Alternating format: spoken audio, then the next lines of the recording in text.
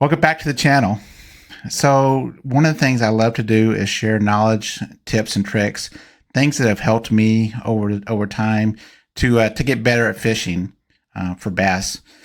I've probably been fishing seriously now for about 9 years, I want to say.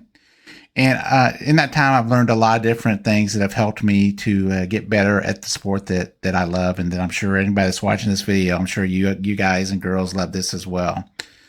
So the tool that I'm going to talk about today, and this is something that I'm sure a lot of you have seen me use quite a few times when I'm on the water in my videos.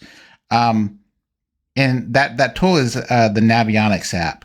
Now, I'm going to be talking about Navionics, but in general, any type of contour map that you can get a hold of is going to be very valuable. I know a lot of lakes, they do have Google, if you look on Google, you can actually find contour maps. But again, in my case, and this what we're talking about today is going to be the Navionics app. This is the way I use it is with my Android phone. I believe they probably have it for the iPhone as well. It's $50 for a year. It's not a free app, but it is $50. Now, that is not a lot considering the value that you're going to get from it. In my case, my fish finder that I have doesn't actually have built-in maps, so this is going to be an invaluable tool to help me target those spots. Whether I'm fishing, I even use it when I'm fishing from the bank. From the bank, it's going to help me pick out some of those key features that we might not normally be thinking about. When we are on the bank, we're looking for those visible features, such as trees, vegetation, things like that.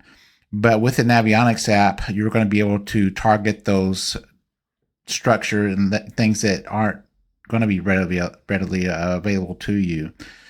Things that you're going to be looking for is going to be ledges, drop-offs, flats, and points. Now, before I get too far into this, I do want to take just a moment to talk about how the contour maps work for any of you that aren't familiar with them. As you're looking at, and I'm going to give an example here, as you're looking at this map, the contour lines are going to be closer together. Where they're closer together, that's going to be steeper ledges, and then further apart, that's going to be the further, the depth changes aren't going to be as great the further apart the lines are.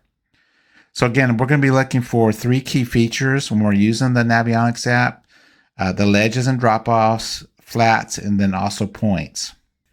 Let's get a little bit in depth in some of these areas, some of these structures that I mentioned. So we're going to start off with targeting ledges. Now, this is what I'm going to do is show you an example here of how I use the Navionics app to scout a ledge at one of my favorite local lakes here.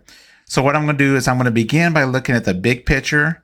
I'm going to kind of identify areas that seem promising, and then I'm going to go ahead and zoom in to kind of check in more detail those areas that I'm looking at and that I'm interested in.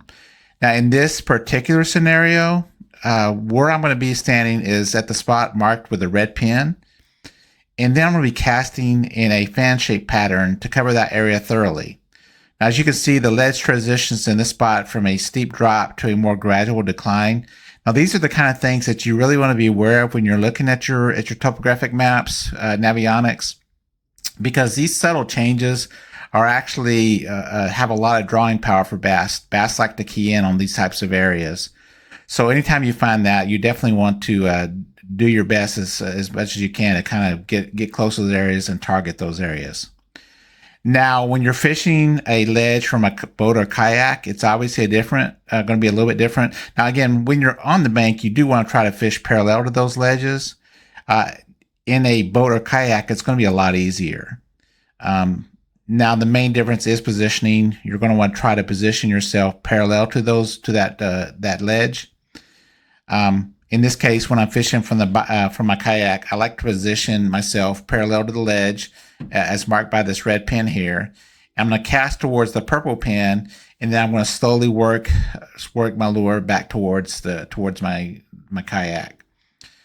This is going to ensure that the lure is going to stay in that strike zone as long as possible.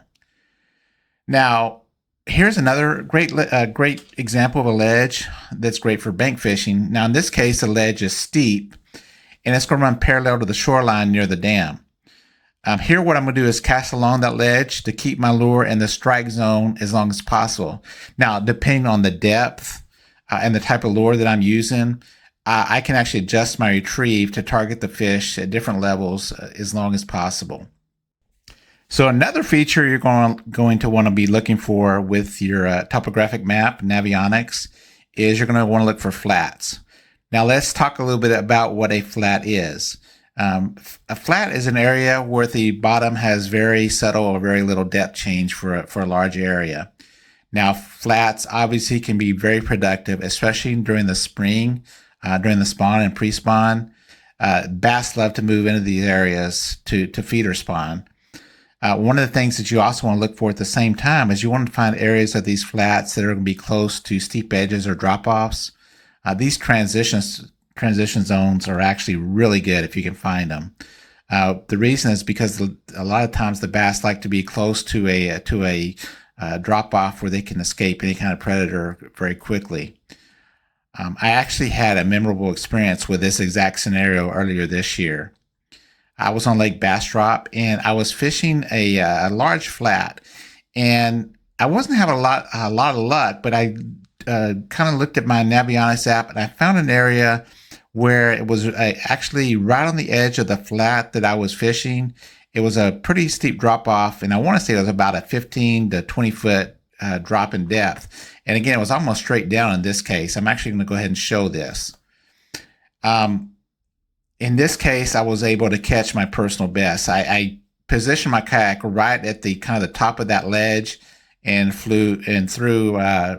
cast my line right over that ledge. And again, I caught my personal best bass. In this case, it was a 6.5 pound girl, and it was really a lot of fun. Now, this is a perfect example of why starting to learn and understand these topographic maps can really make a huge difference in your bass fishing abilities. All right, let me go ahead and show you an example of a point. In this case, we're going to be looking at Lake Bastrop. Typically, a point is going to be one of the easiest structures that you can see from land. It's going to be a piece of land that's going to be kind of go out into the water, and you're going to have water on three sides. Again, this is going to make it one of the easiest structures that you can identify from the bank. And what I would do is stand at the top of the point, and then I cast out different distances and different depths to kind of hone in on where those bass are hanging out. Now, the thing about it is the fish depth is going to depend on the time of year and what the water temperature is. So these are all kind of things that you're going to want to consider as you're out there fishing. And the last thing I want to show you is another example of a point, but in this case, we're actually looking at a point that's under the water. This is at Lake Pflugerville, and this is another place where I actually had quite a bit of success. I caught several fish on this exact spot. So you can see it's not quite as obvious as the one that was at Lake Bastrop, but if you look at the contour lines here, you can definitely see how that this little area that I have circled is kind of jutting out into a point. So again, these types of structures that we talked about, they can be anywhere from right off the bank to several hundred feet out offshore. So you just kind of got to be aware of it and learn how to use those maps. So that's it. That's how I use Navionics to help me target those bass really throughout the year. And again, I'm going to use it whether I'm fishing from the bank or from my kayak. What I like to do is, especially if I'm on a new body of water, is I'll go ahead and start looking at that app a few days before, kind of pinpoint those areas that I want to hit when I get to the water. And you can actually mark waypoints. You can mark fish spots that you want to target once you get out there, and it's easy to do that again with the paid version. I hope this has been helpful. I know there's probably a lot of stuff that I didn't cover. So if there's any questions at all that you all have, be sure to give me a comment. Put those questions. As I've mentioned before, I love to answer questions. I love to share knowledge, and maybe something I missed. If you want to share with me, feel free to do that as well. Again, appreciate you all tuning in for this. We'll see you next time. God bless.